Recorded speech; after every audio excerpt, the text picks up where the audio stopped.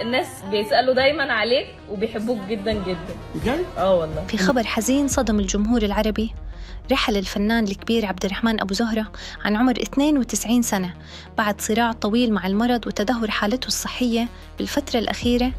وكأن الفن العربي اليوم عم يودع واحد من آخر عمالقته. الفنان القدير عبد الرحمن أبو زهرة توفي خلال الساعات الماضية بعد معاناة صحية استمرت لفترة، حيث كان يعاني من مشاكل صحية مرتبطة بتقدمه بالعمر، ودخل أكثر من مرة للمستشفى خلال السنوات الأخيرة بسبب تراجع حالته الصحية. أنا أقول لهم شكراً على مشاعرهم الجميلة الرائعة.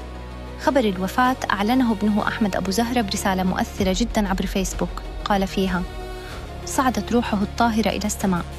ووصف والده بأنه كان رمزاً للشرف والصدق والالتزام، وإنه تعلم منه معنى الحق والأمانة مهما كانت الظروف.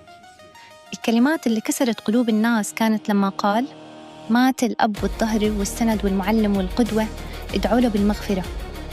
وفور انتشار الخبر مواقع التواصل امتلأت برسائل الحزن والدعاء، بينما عدد كبير من الفنانين والجمهور استعادوا أشهر أعماله ومشاهد اللي عاشوا عليها سنين طويلة. كمان نقابة المهن التمثيلية نعت الفنان الراحل بكلمات مؤثرة، وأكدت إنه عبد الرحمن أبو زهرة ما كان مجرد ممثل، بل قيمة فنية كبيرة رح تظل موجودة بتاريخ الفن العربي.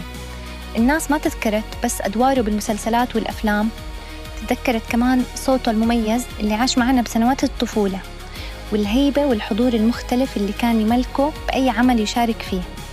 ورغم ابتعاده بالفترة الأخيرة عن الأضواء، ظل اسمه حاضر بقوة بقلوب الجمهور، لأنه من الفنانين اللي صنعوا تاريخ حقيقي بالفن العربي. ومع رحيله اليوم كتير ناس حست إن جزء من الزمن الجميل رحل معه. الله يرحمه ويغفر له ويجعل مثواه الجنة. وإذا كنت من الجيل اللي كبر على أعمال عبد الرحمن أبو زهرة، اكتب لنا بالتعليقات شو أكتر دور مستحيل تنساه إله، ولا تنسوا الاشتراك بالقناة وتفعيل الجرس، لأننا بنغطي أهم أخبار الفن والمشاهير أول بأول.